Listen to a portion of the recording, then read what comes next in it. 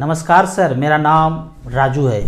पहले पार्ट में हम बात करेंगे introduction of mutual fund. Beginners के लिए हैं कि जिनको कुछ नहीं पता है म्यूचुअल फंड के बारे में या थोड़ा बहुत पहले भी पता है, तो इस वीडियो में आपको हेल्प मिलेगा कि म्यूचुअल फंड चीज़ क्या है। पहला चीज़ देखते हैं कि मार्केट क्या है। क्वेश्चन होता है कि मार्केट क्या है। मार्केट वही है जो हम अपने शहर में, गाँव में जो मार्केट जाते हैं ना, वही मार्केट है।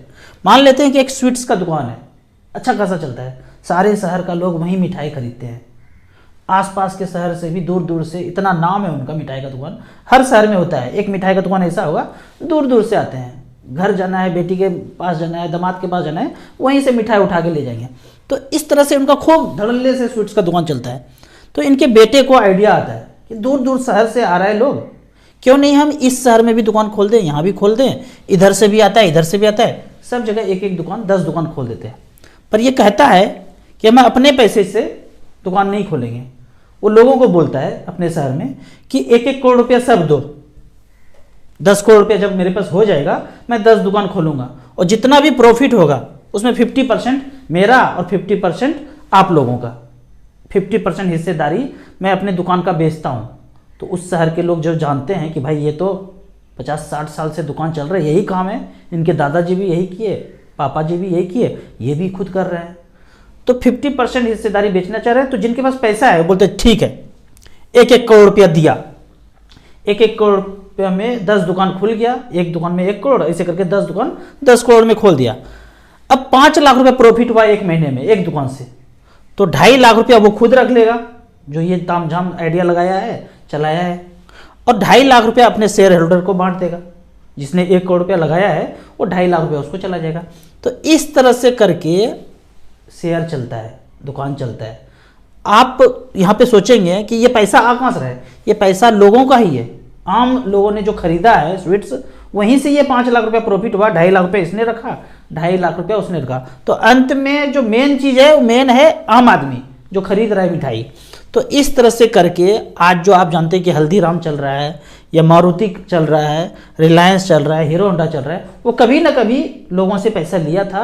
पैसा लेके उन्होंने फैक्ट्री, कंपनी बड़ा बड़ा खोला, पूरे देश में गाड़ी बेचना शुरू किया, कपड़ा बेचना शुरू किया, मिठाई बेचना शुरू किया, जो भी मोबाइल बेचना शुरू किया। जितना कंपनी जान रहे हैं, लगभग बॉम्बे स्टॉक एक्सचेंज में 5200 कंपनी लिस्टेड है। ये 5200 कंपनी लोगों से पैसा लिया, अपना हिस्सेदारी बेचा।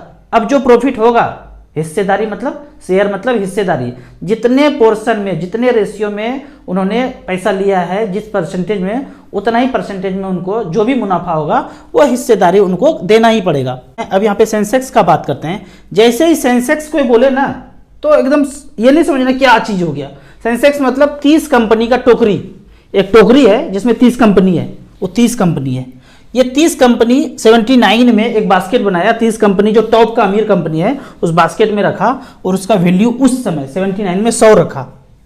और वही 30 कंपनी चेंज भी हो रहा है, जो टॉप का अमीर 30 कंपनी है आज देखेंगे 63,000 पे अगर है, तो मतलब क्या है, वो सेंसेक्स में जो 30 कंपनी अभी टॉप का है उसका वैल्यूएशन 63,000 पे है, जो कभी 100 पे हुआ करता था, आज 63,000 पे। ये सूचकांक है कि इस तरह से जो 100 का चीज था 630 गुना हो गया। पिछले 79 से लेके अब तक, पिछले 44 साल में ये 630 गुना हो गया। मतलब किसी ने 1 लाख रुपया इस कंपनी में यहाँ इन्वेस्ट किया था सेंसेक्स में, तो 6 करोड़ 30 लाख हो गया। 630 गुना का मतलब यही है कि 1 लाख लगाया था, 6 करोड़ 30 लाख हो गया, 630 गुना हो गया। अगर एवरेज अगर बैठाएंगे कि 100 से लेकर 63,000 हुआ, ब्याज बराबर मूलधन गुना समय गुना दर बटे 100, 9th क्लास में सब लोग पढ़े हैं, तो लगभग 16% आएगा। डिविडेंड 1-2% मान लीजिए, तो 17-18% रिटर्न निकल के आता है कि मार्केट ने अपने शेयर होल्डर को 16 से 17%, 18% का रिटर्न दिया है। एवरेज आप निकाल के देख सकते हैं। यहाँ पे आप बात करते हैं कि ये म्यूचुअल फंड क्या भला है। सेम ही चीज़ है, मार्केट और म्यूचुअल फंड अलग अलग नहीं है। बस ये है, ये जो 5200 कंपनी है, हमें क्या पता कौन सा कंपनी में पैसा इन्वेस्ट करूं ना करूं, साधारण इन्वेस्टर को कहां पता है। तो एक फंड मैनेजर आ गए, एक्सपर्ट, वो बोलते हैं आप मुझे पैसा दो, 1,000, 2,000, 500, 100, 1 लाख, 2 लाख, जितना भी है हमें दो, हम एक्सपर्ट हैं, हम वो कंपनी चुन लेंगे कि उसमें से क्या कंपनी में हमें पैसा इन्वेस्ट करना है। तो 60 कंपनी के कम्बिनेशन में एक म्यूचुअल फंड बना देंगे, 70 कंपनी का कम्बिनेशन में एक म्यूचुअल फंड स्कीम बना देंगे, या 80 कंपनी के कम्बिनेशन में एक म्यूचुअल फंड बना देंगे और नाम दे देंगे म्यूचुअल फंड स्कीम का। उदाहरण के तौर पे SBI स्मॉल कैप 70-80 कंपनी का फंड मैनेजर ने चुना, एक बास्केट बना दिया और इन्वेस्टर को बेच दिया कि आप इसमें पैसा लगाओगे तो 70-80 कंपनी में पैसा अपने आप चला जाएगा। SBI मिड कैप एक अलग तरह का टोकरी, अलग अलग कंपनी यहाँ पे है, आपने पैसा लगाया, उस टोकरी में पैसा डिवाइड होके उस कंपनी में चला जाएगा। इस तरह से करके फंड मैनेजर एक्सपर्ट आपसे पैसा लेके वो मार्केट में ही इन्वेस्ट कर रहे हैं। तो यहाँ पे अगर देखा जाए तो फंड मैनेजर कहते हैं कि 1 से 1.5% का ईयरली चार्ज हम रख लेंगे, क्योंकि हमारा खर्चा है, एडवाइजर है, AMC चला रहे हैं, सब कुछ हो रहा है, तो 1 से 1.5% चार्ज काट लेंगे। यदि आपको 20% का रिटर्न मार्केट से मिलता है तो हम 1% काटे तो 19 आपको दे दिए। समझाने के लिए मैंने 1% लिखा यहाँ पे। अगर 10% का प्रॉफिट मार्केट से हुआ तो 1% हम काट लेंगे, 9% आपको दे देंगे। लेकिन किसी साल अगर घाटा हो गया, -8% का रिटर्न मिला, तो 1% तो हम काटेंगे ही काटेंगे। फंड मैनेजर एक्सपेंस है वो काटेंगे। तो 8% का घाटा हुआ था, 1% और काटा तो 9% का नुकसान इन्वेस्टर को झेलना पड़ेगा। मुनाफा भी इन्वेस्टर का और घाटा भी इन्वेस्टर को ही झेलना है। यहाँ पे मार्केट जब हम बोलते हैं तो आप बोलते हैं कि बैंक FD कितना अच्छा है, पोस्ट ऑफिस है, किसान विकास पत्र है, सुकन्या योजना है, प्रोविडेंट फंड है, ये तो सेफर है, सेफेस्ट है, इसमें क्यों ना करें, क्यों हलचल में जाए, मार्केट ऊपर नीचे होता है। आप एक चीज़ जान लीजिए, ये जितना भी चीज़ आप जानते हैं, सेफर, सेफेस्ट, ये सब मार्केट में ही पैसा लगाता है, कोई मंगल ग्रह पे नहीं जाता है। तो यहाँ से मार्केट से 15-16% का रिटर्न मिला और आपको कितना मिला, 7, 8, 9। कोई व्यक्ति ये बोलता है ना, मुझे मार्केट में इन्वेस्ट नहीं करना है, कोई रिस्क नहीं लेना है, मुझे मार्केट में इन्वेस्ट नहीं करना है, मैं बैंक में रखूंगा, तो वो जाने अनजाने में गलत बोल रहे हैं। वो पैसा तो मार्केट में ही जाएगा, ये अलग बात है कि मार्केट का बेनिफिट उनको नहीं मिलेगा, 7, 8, 9% ही मिल के रह जाएगा। यहाँ आप पैसा लगाते हैं, यहाँ लगाते हैं, कहीं भी लगाते हैं, वो पैसा मार्केट में ही जाना है।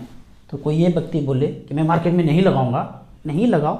आप नहीं जानते हो कि आपका पैसा मार्केट में ही लग रहा है, आप मुंह से सिर्फ बोल रहे हो कि मेरा पैसा मुझे मार्केट में नहीं लगाना है। आपसे जो भी पैसा लेगा वो मार्केट में ही जाना है। जब आपका पैसा वहीं जाना है, 15-16% अगर अपॉर्चुनिटी है मानेगा, तो क्यों नहीं डायरेक्ट लगा देंगे। थोड़ा सा समझ का फेर है।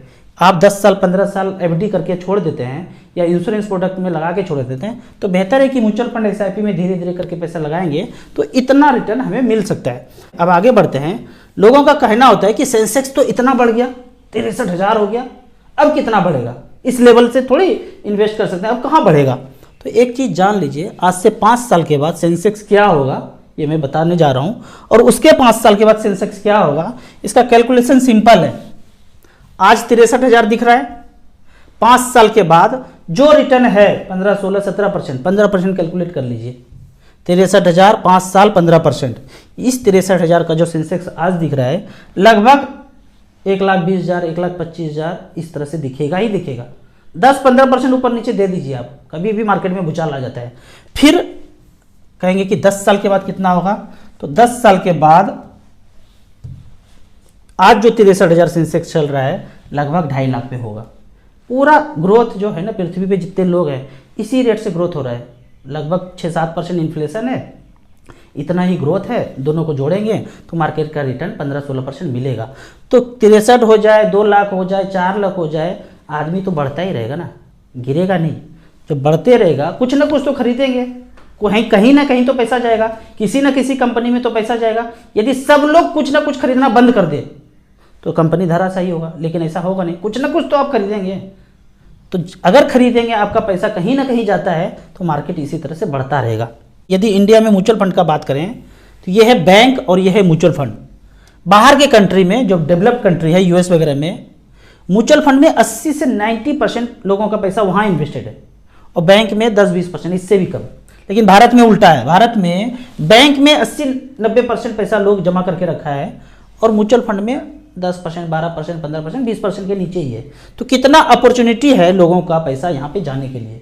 बाहर के देशों में ज़्यादातर म्यूचुअल फंड में है, म्यूचुअल फंड बैंक को फंडिंग करता है, यहाँ उल्टा है, बैंक के पास ज़्यादा पैसा है, म्यूचुअल फंड के पास कम है। अब एक क्वेश्चन और आता है साधारण इन्वेस्टर को कि म्यूचुअल फंड है क्या ये। तो म्यूचुअल फंड का जो डिफिनेशन है किताबों में, वो ट्रस्ट के रूप में है। म्यूचुअल फंड एक ट्रस्ट है जिसका मालिक सिर्फ और सिर्फ इन्वेस्टर है। इन्वेस्टर मालिक है। इन्वेस्टर कहता है ये एएमसी हमने हमारा है, ये फंड मैनेजर है, ये एडवाइजर है। आप सब कुछ देखो हमारा पैसा, इसके बदले में 1 से 1.5% फी चार्ज कर लेना, पर मालिक हमेशा यही बन के रहेंगे। अगर मार्केट से 20% का रिटर्न मिला, 1.5% काट के 18.5% रिटर्न आपका है, मतलब इन्वेस्टर का है। अगर 12% किसी साल रिटर्न दिया तो 1.5% हटा दीजिए, एक्सपेंस 10.5% उनका है। अगर मार्केट ने -7% का रिटर्न दिया तो 1.5% और एक्सपेंस कटना है, तो दोनों मिला के 8.5% का नुकसान इन्वेस्टर का होगा। तो हर हाल में मार्केट में जो भी पैसा लगाएंगे, मुनाफा भी इन्वेस्टर का और लॉस भी इन्वेस्टर का ही होगा। ये फंड मैनेजर, एडवाइजर, एएमसी को इससे कोई मतलब नहीं है। उन्होंने जहां पैसा लगाया, जितना भी बढ़ेगा घटेगा जो भी होगा, उसमें से मात्र 1.5% रख करके आपको दे दिया जाएगा। अब लास्ट में म्यूचुअल फंड के लिए इजी कैलकुलेशन देखते हैं। वो कैलकुलेशन कहाँ करना है, StarSIP.in मेरा खुद का वेबसाइट है। बिना लॉगिन किए हुए मोबाइल नंबर, ईमेल आईडी कुछ नहीं डालना है, कुछ क्रिएट करने का जरूरत नहीं है। अकाउंट ओपन है, साइट पे जैसे विजिट करेंगे आपको प्लस माइनस का कैलकुलेटर दिख जाएगा। यहाँ पे SIP है, लमसम है, HWP है और गोल है। पहला लिखा हुआ है SIP में 15,000, 15 साल, 15%, जमा 27 लाख होता है, बनता है 1 करोड़ 1 लाख रुपया। यदि ये पैसा म्यूचुअल फंड में ना होके कहीं दूसरे एसेट क्लास में हो, जहाँ 7% का एवरेज रिटर्न मिले, तो वही 1 करोड़ रुपया से गिर के 47,82,000 हो जाता है। अब आते हैं वन टाइम पे, कि वन टाइम किसी ने एक प्लॉट खरीदा 15 लाख का और छोड़ दिया 15 साल के लिए, तो कितना पैसा होगा वो हम सब लोग जानते हैं, प्लॉट में कितना बना है। पर यदि म्यूचुअल फंड में हो और 15% का रिटर्न मिले, 15 साल तक छोड़ दें, तो 1 करोड़ 22 लाख रुपया होता है। यही पैसा अगर बैंक में, पोस्ट ऑफिस में, इधर उधर कहीं हो, तो 7% के रेट से कितना होगा, ये सब खुद कैलकुलेशन करना है। 41,38,000 बनता है। इस तरह से खुद कैलकुलेट करेंगे तो आप कॉन्फिडेंट होंगे। अब तीसरा कॉलम है यहाँ पे HWP, पेंशन। पेंशन मतलब इमीडिएट म्यूचुअल फंड में 1 करोड़ रुपया रख दिया और अगले ही महीने से 60,000 रुपये पर मंथ लेना शुरू कर दिया, और आने वाले 15 साल तक अगर हमको पेंशन चाहिए और मार्केट से 10% का एवरेज रिटर्न मिले, तो 1 करोड़ 8 लाख हम पेंशन विड्रॉ कर लेंगे और बाद में बैलेंस भी बचेगा 1 करोड़ 94 लाख, यदि 10% का रिटर्न कम्बिनेशन में मिले। तो इतना पैसा पेंशन के रूप में विड्रॉ किया और बाद में ये बैलेंस बचा, दोनों को जोड़ेंगे तो 3 करोड़ 2 लाख का वर्थ बनता है, 1 करोड़ पे इन्वेस्ट किए थे। अब लास्ट में आता है गोल सेटिंग। गोल सेटिंग का मतलब क्या है, प्रेजेंट वैल्यू, मतलब आज मुझे 1 करोड़ रुपया चाहिए, आज का प्रेजेंट वैल्यू। मुझे एक घर खरीदना था पर पैसा है नहीं, आज नहीं खरीद पा रहे, हम 20 साल के बाद वो सपनों का घर खरीदेंगे, 20 साल के बाद, जिसका वर्थ आज 1 करोड़ रुपया है। और यदि 6% का इन्फ्लेशन हो तो वो घर बाद में तो महंगा हो जाएगा 20 साल के बाद। तो कितना पैसा मैं इन्वेस्ट करूं, यदि मार्केट मुझे 13% का रिटर्न मिले, तो यहां बताते हैं बाय SIP 29,218 रुपया करते हैं, तो आपके पास कितना पैसा हो जाएगा, 3 करोड़ 20 लाख। और वो 3 करोड़ 20 लाख में वो घर उस समय खरीद पाएंगे 20 साल के बाद, जो आज का 1 करोड़ है। मतलब आज हो गया ये प्रेजेंट वैल्यू और 3 करोड़ 20 लाख हो गया फ्यूचर वैल्यू। तब आज जो 1 करोड़ का चीज है, वही चीज 6% के इन्फ्लेशन के रेट से 3 करोड़ 20 लाख का मिलेगा, पर हमारे पास पैसा नहीं है। तो हम प्लानिंग करते हैं तो 29,000 रुपया पर मंथ अगर हम जमा करते हैं तो ये टारगेट हमारा पूरा हो जाता है। तो इस तरह से छोटा मोटा कैलकुलेशन आप StarSIP.in पे जाके कर सकते हैं। तो आज का ये पहला पार्ट खत्म हो गया। दूसरे पार्ट में हम बात करेंगे different type of mutual fund. Thank you so much.